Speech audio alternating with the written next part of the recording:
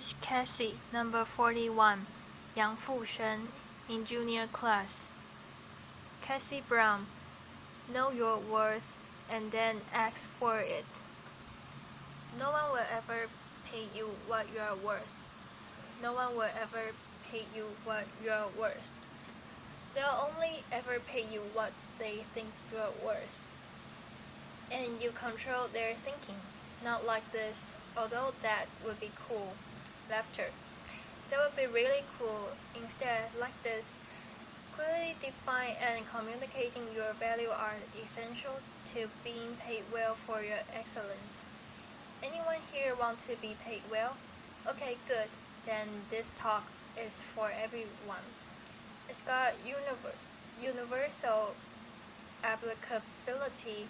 It's true if you are a business owner, if you are an employee, if you are a job seeker.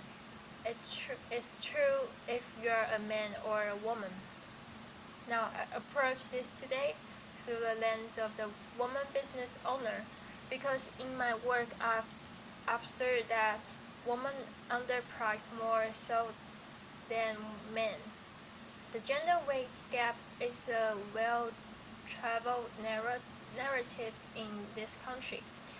According to the Bureau of Labor Statistics, a woman employee earns just 83 cents for every dollar a man earns. What may surprise you is that this trend continues even into the entrepreneurial sphere.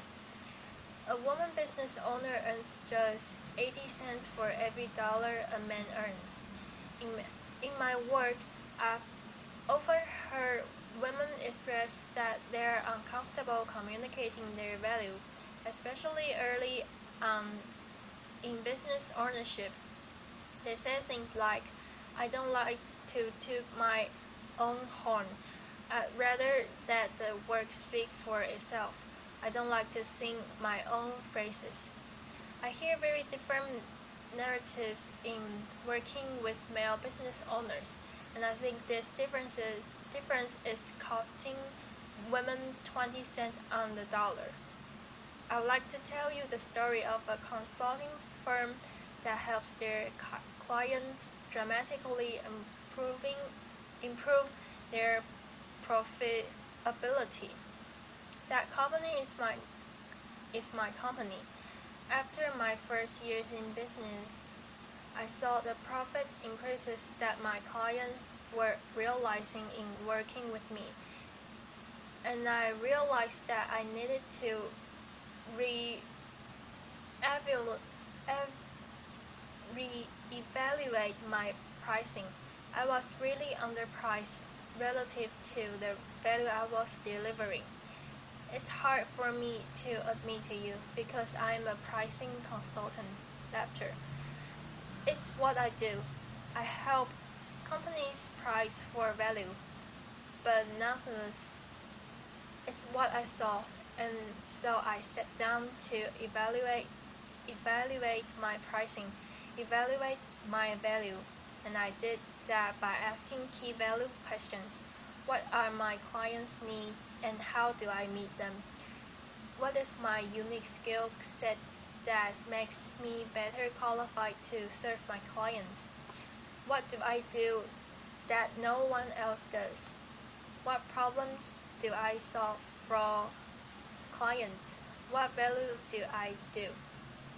I answer these questions and define the value that my clients get from working with me, calculated their return on investment, and what I saw was that I needed to double my price, double it. Now I confess to you, this terrified me. I'm supposed to be the expert in this, but I'm not cured. I knew the value was there. I was convinced the value was there, and I was still scared out of my wits.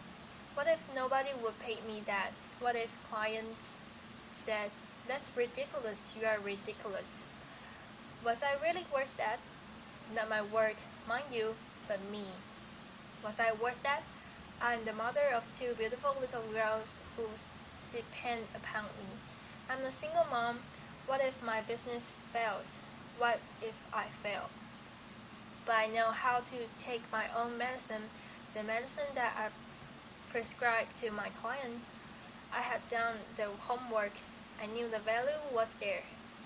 So when prospects came, I prepared the proposals with the new higher pricing and sent them out and communicated the value. How's the story end?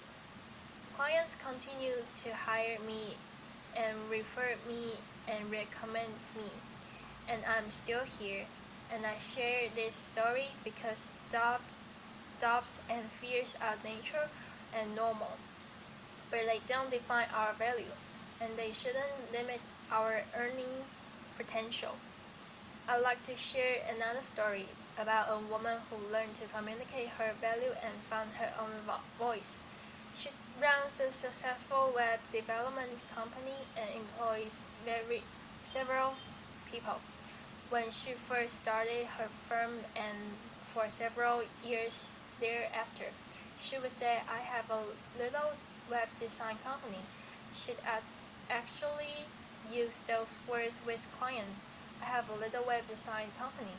In this and in many other small ways, she was diminishing her company in the eyes of prospects and clients, and diminishing herself. It was really impacting her ability to earn what she was worth. I believe her language and her style communicated that she didn't believe she had much value to offer.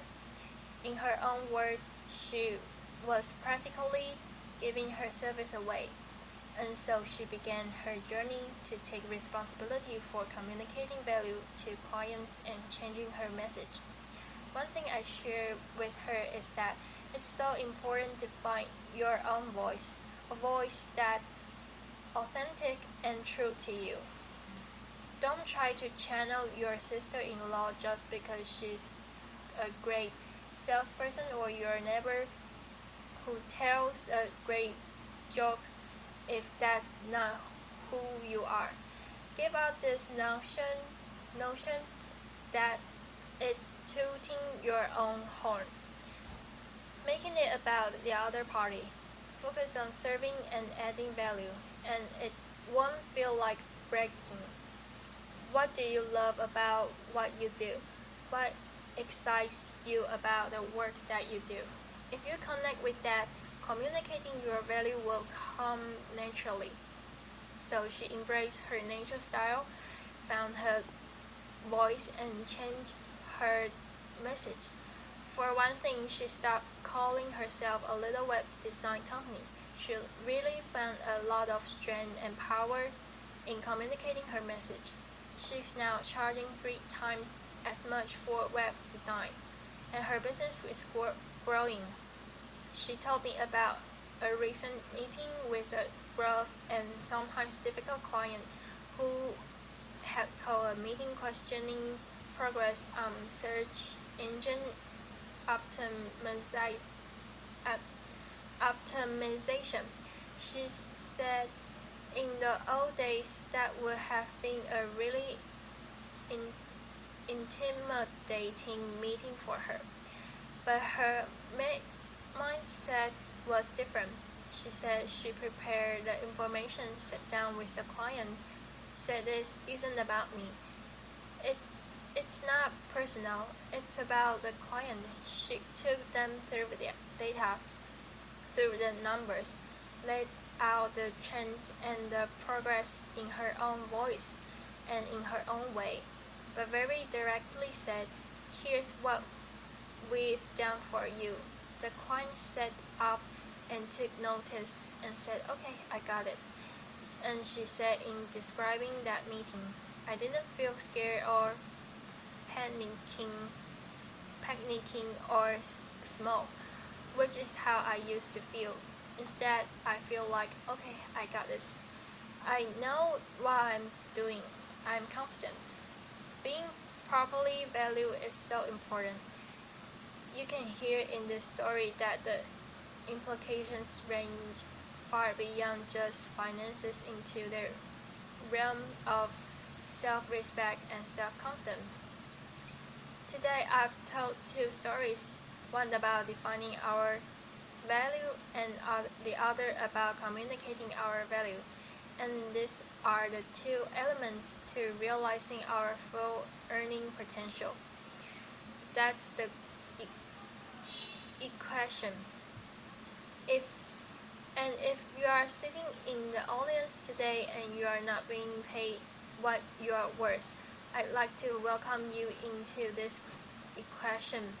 Just imagine what life could be like, how much more we could do, how much more we could give back, how much more we could plan for the future, how validated and respected we would feel if we could earn our full potential, realize our full value.